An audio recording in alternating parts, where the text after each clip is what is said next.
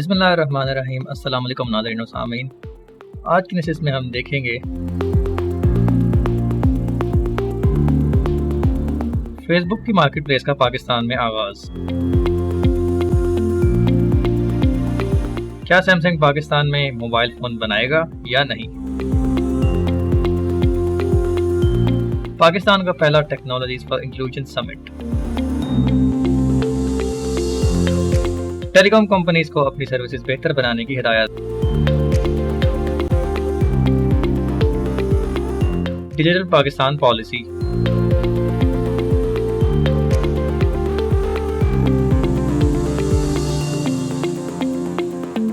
Green powered Pakistan. HBL کی WhatsApp banking service.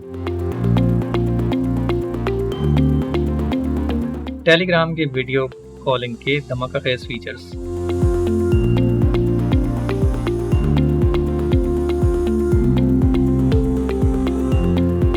سب سے پہلے بات کر لیتے ہیں فیس بک کی مارکیٹ پلیس، جس کا آغاز پاکستان میں کر دیا گیا ہے، اور اس کا اعلان رزاق داؤد جو کہ معیشت کے حوالے سے پاکستان کے وزیر اعظم کے مشیر ہیں، انہوں نے یہ اپنی ٹویٹ میں بتایا کہ امیزون کے بعد اب فیس بک کی جو مارکیٹ پلیس ہے پاکستان میں اس کا آغاز ہو چکا ہے۔ جس طرح سے امیزون ایک بہت بڑی آن لائن مارکیٹ ہے جس میں خریدار چیزیں خرید سکتا ہے، اور جو کاروباری افراد ہیں یا کمپنیاں ہیں اپنے اپنے جو پروڈکٹس ہیں وہ بیچ سکتے ہیں۔ اسی طرح فیس بک کے اوپر بھی ایک ایسا سسٹم موجود ہے جس میں فیس بک کے پیجز جو ہیں وہ اپنی پروڈکٹس کو ڈائریکٹ فیس بک کے پلیٹ فارم کے اوپر ہی بیچ سکتے ہیں بغیر کسی تھرڈ پارٹی کا سہارا لیے۔ عام طور پہ تو ایسا ہوتا ہے کہ اگر کوئی پیج ہے جو کسی اسٹور یا کسی دکان کا ہے تو وہ اپنے جو پروڈکٹس ہیں وہ اس کے اوپر پوسٹ کی صورت میں لگائے گا، اس میں وہ اپنے خریدنے کے جو میکینزم ہوں گے وہ اس نے خود بنائے ہوں گے، وہ کوئی بینک سے آپ سے وصولی کرے گا یا جو بھی اس نے ترتیب دیا ہوگا نظام اس کے تحت۔ لیکن اب جو مارکیٹ پلیس لانچ ہوئی ہے اس میں فیس بک کا جو پروڈکٹس ٹیب آئے گا پیجز کے اندر، اور اس میں جو پروڈکٹس ہے وہ لسٹ کیے جائیں گے پیجز کی جانب سے، اور جو خریدار ہے ان کو فیس بک پر رہتے ہوئے ہی خرید سکے گا بآسانی۔ پیمنٹ چینلز ہیں ان کے تھرو کنیکٹ ہو کے خریدار ان کو پیمنٹ کرے گا، اور جو پیج مالکان ہوں گے ان تک وہ رقم بآسانی پہنچ جائے گی۔ تو یہ ایک انتہائی اچھی علامت ہے پاکستان کے لیے کہ جو بڑی بڑی کمپنیاں ہیں جیسے کہ امیزون اور فیس بک، وہ اپنی ایسی سروسز جو آج تک پاکستان میں نہیں آ سکی تھی مختلف وجوہات کی بنا پر، وہ اب پاکستان میں تیزی سے آتی جا رہی ہیں، اور آنے والے دنوں میں ہم اسی طرح کی کمپنیز کو مزید پاکستان کی طرف رجوع کرتا ہوا دیکھیں گے۔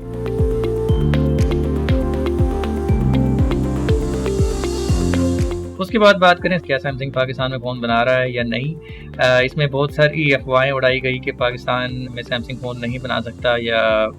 ان کا جو ارادہ تھا وہ انہوں نے ترک کر دیا، لیکن رزاق داؤد صاحب نے ایک بار پھر ان تمام افواہوں کو رد کیا، اور انہوں نے اپنی ٹویٹ کے ذریعے بتایا کہ بالکل سیمسنگ پاکستان میں فون بنائے گا، اور وہ فون کس طرح سے بنائے گا اس کا جواب بھی انہوں نے دیا کہ ان کی جو پارٹنرشپ لکی موٹرز کارپوریشن کے ساتھ ہوئی ہے سیمسنگ کی، جو کہ پاکستان میں ان کو نمائندے کی حیثیت سے کام کرے گا، اور ان کے بھی آپ پھر فونز ہیں وہ مینوفیکچر کرے گا یا اسمبل کرے گا۔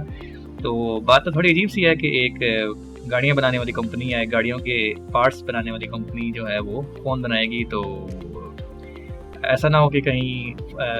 جو لکی موٹرز ہیں وہ ایک کار کے سائز کا سیمسنگ فون بنا دیں، لیکن ہم امید کر سکتے ہیں کہ وہ چھوٹا فون ہی بنائیں گے جو ہاتھ میں آسانی سے آ سکے۔ یہ ایک انتہائی خوشی کی خبر ہے، اور اسی طرح اگر پاکستان کا رخ بڑی بڑی کمپنیاں کرتی رہیں گی تو وہ دن دور نہیں کہ پاکستان بھی ٹیکنالوجی کا ایک ہب بن جائے گا۔ اس کے بعد بات کریں گے national university of science and technology, جنہوں نے انکلوسیو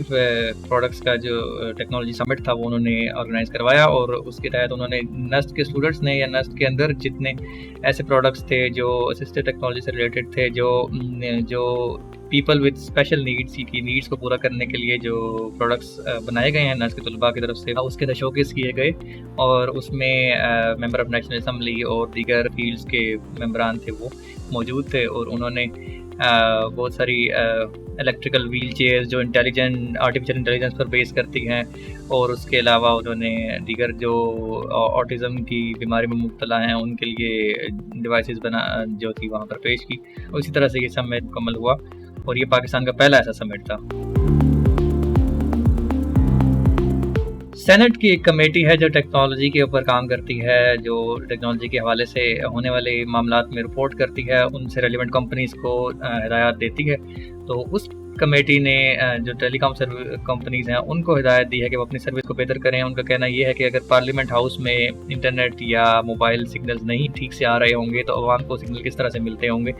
تو اس پر انہوں نے کافی برہمی کا اظہار کرتے ہوئے ٹیلی کام کمپنیز کو کہا ہے کہ وہ اپنی سروس کو بہتر کریں۔ جو اس میں اجارہ داری قائم ہو رہی ہے کہ 4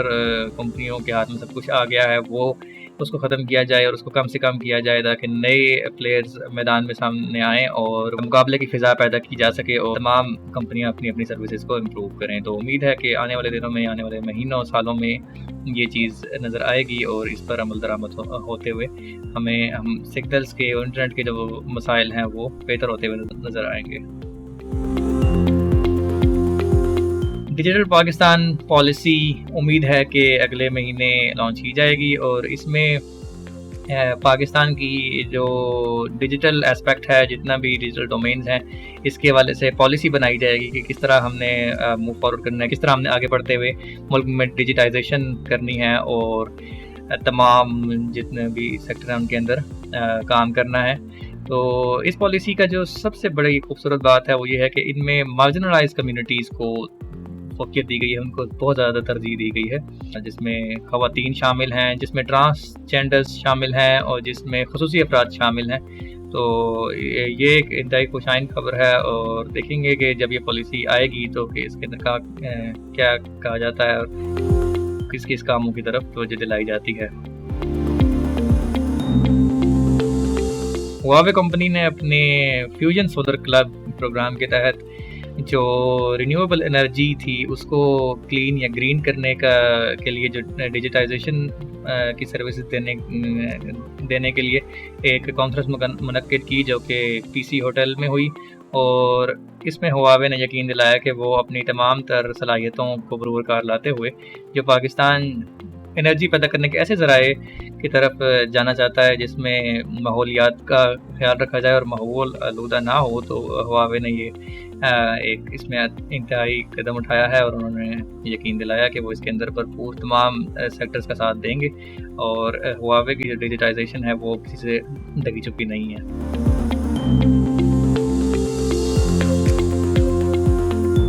اس کے بعد ہم بات کر لیتے ہیں ایچ بی ایل کی۔ ایچ بی ایل پاکستان کے بہت بڑے بینکس میں شامل ہے اور ایچ بی ایل نے اپنی what's app banking service launch کی ہے، جس کے تحت ایچ بی ایل کا جو نمبر ہے، یو این نمبر، اس کو اپنے رجسٹرڈ نمبر سے اگر واٹس ایپ میسیج کریں گے تو وہ اپنے